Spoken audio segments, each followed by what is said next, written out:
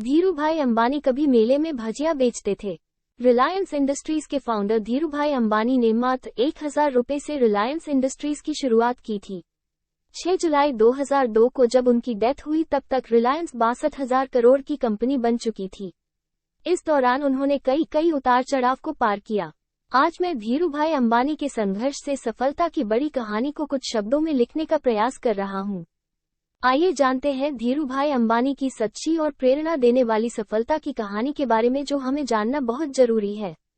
धीरूभाई अंबानी का संघर्ष से भरा प्रेरणादायक जीवन। जन्म एवं परिवार। धीरूभाई अंबानी का जन्म 28 दिसंबर 1933 जूनागढ़, जो कि अब भारत के गुजरात राज्य में है, में बहुत ही सामान्य मोद परिवार में हुआ था।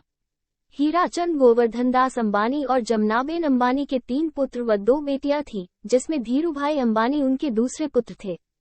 उनके पिता हीराचंद गोवर्धन दास अंबानी एक स्कूल में शिक्षक थे। पारिवारिक स्थिति। परिवार आर्थिक तंगी से गुजर रहा था, इसलिए धीरूभाई अंबानी ने केवल हाई स्कूल तक की पढ़ाई पूरी की और इसके बाद उन्होंने छोटे मोटे काम करना शुरू किया। हालांकि उनके छोटे मोटे काम से परिवार की स्थिति में कोई खास फर्क नहीं पड़ रहा था, पर कौन जानता था कि एक बहुत बड़ी सक्सेस उनका इंतजार कर रही है। Dhirubhai Ambani struggle life story. बचपन से ही उनकी व्यापारी बुद्धि तेज थी। एक बार उन्होंने एक होलसेलर से मूंगफली के तेल का एक टिन खरीदा और सड़क के किनारे रिटेल में तेल बेच दिया। उन्होंने इस लेन देन से लाभ के रूप में कुछ रुपये अर्जित किए। जब स्कूल की गर्मियों की छुट्टी होती थी तब भी वो कुछ काम करते रहते थे। कई बार वो मेले में भजिया भी बेचा करते थे।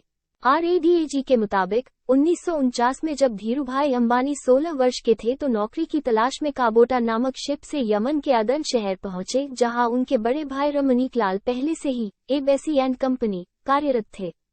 बड़े भाई रमनीक लाल ने उन्हें भी कंपनी के साथ 300 रुपये प्रति माह के वेतन पर पेट्रोल पंप पर लगवा दिया।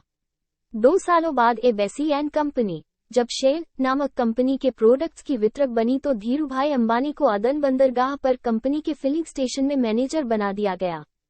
उन्हें कुछ बड़ा करना था और यही सपना लेकर वो वापस भारत आ गए। लगभग 1 साल बाद वो अपने सपने को पूरा करने के लिए जेब में केवल 500 रुपये और बहुत बड़ा हौसला लेकर मुंबई आ गए। रीड ऑल्सो 10 साधारण आदतें जिन्हें बदलकर आप अपना जीवन बदल सकते हैं।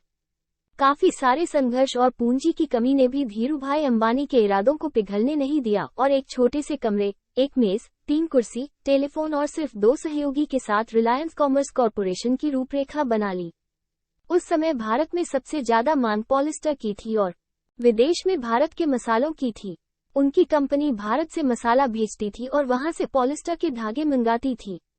नई सोच और विश्वास के साथ वो इस काम को आगे बढ़ाते गए। 1966 में कपड़े बनाने के कारोबार में कदम रखा और अहमदाबाद, नरोडा में कपड़ा मिल की शुरुआत की।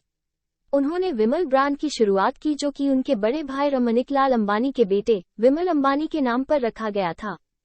1992 में ग्लोबल मार्केट से फंड जुटाने वाली रिलायंस देश की पहली कंपनी बनी।